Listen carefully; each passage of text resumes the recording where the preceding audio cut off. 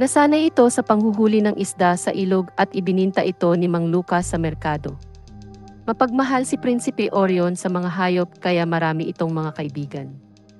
Isang araw, habang pumunta siya sa kagubatan, nakakita siya ng isang magandang batang babae, kasama ang mga sundalo na naghahanap ng kuneho.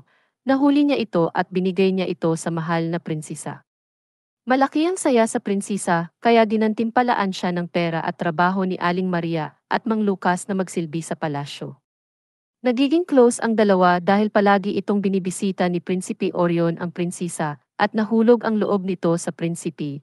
Mahal din ni Prinsipe Orion ang prinsesa, ngunit na mabalitaan ito sa hari sinabi ito kay Prinsipe Orion na hanggang kaibigan lang ang ipapakita ni Prinsipe Orion dahil mayroon ng ibang lalaki na itinakda na mapangasawa sa prinsesa. Dahil hindi alam ng hari ang tunay na katayuan at pagkatao ni Prinsipe Orion ang akala nila ay isa lamang anak ito ng tagapagluto at isang mangangaso sa kagubatan. Kaya labis na nasasaktan ang prinsipe, lalo na inutos ito ng hari na palabasin si Prinsipe Orion kasama sina Mang Lucas at Aling Maria.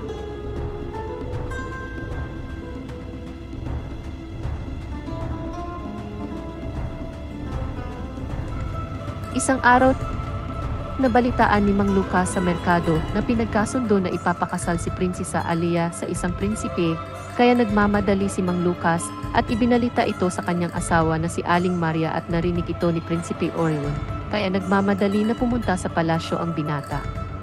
Nakapasok siya sa palasyo na ang akala niya na hindi siya nakita sa mga sundalo. Alam ng mga sundalo at nakipag-usap ito kay Prinsesa Alia umiyak ang dalaga yumakap ito sa kanya. At hindi naglaon nakikita sila ng mga sundalo sa palasyo at inaresto ito hinarap sa hari. Sa panahong iyon pumunta sina Haring Achilos at ang reyna na magulang ni Prinsipe Orion sa palasyo ni Janos upang pag-usapan ang tungkol sa napagkasunduan noon tungkol sa prinsipe at prinsesa na kasal. Hindi alam ni Haring Achilos na ang binata na hinarap ng hari na parusahan ay ang kanyang anak na prinsipe na si Orion. Dahil ang akala nito ay matagal na itong patay. Hindi nito nakilala.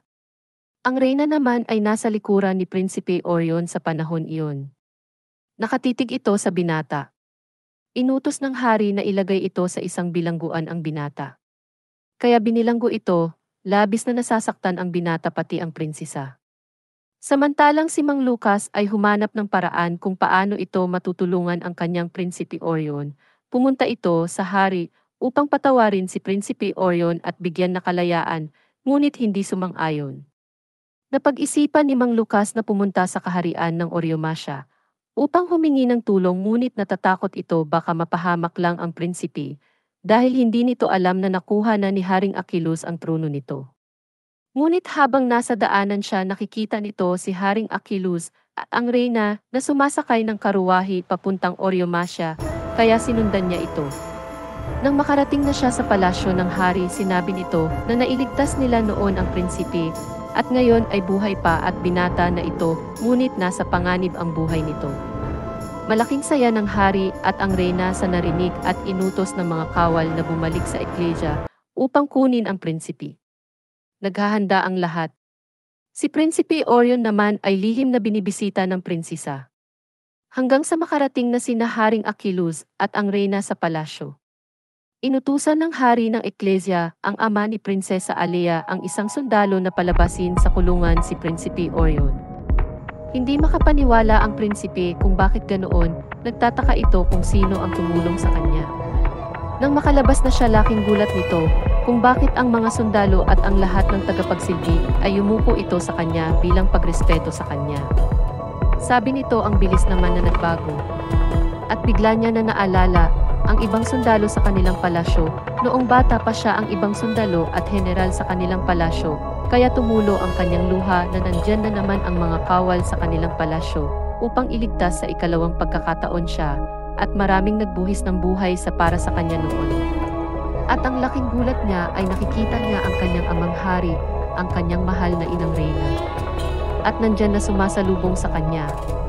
Niyakap siya ng kanyang inang reyna na umiiyak ng sobra dahil buhay ang kanyang bunsong anak na matagal nang nawala. Laking tuwa ni Haring Achilles na bumalik na sa kanya ang mahal nitong Prinsipe Orion. At niyakap siya nito. Nang makarating sila sa palasyo, sinalubong siya sa kanyang kuya na prinsipe na matagal na hindi niya nakikita na pareho na silang binata. Please abangan po ninyo ang susunod na mangyayari sa buhay ni Prinsipe Orion.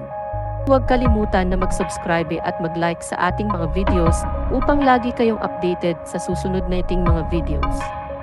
Maraming salamat po sa inyong lahat.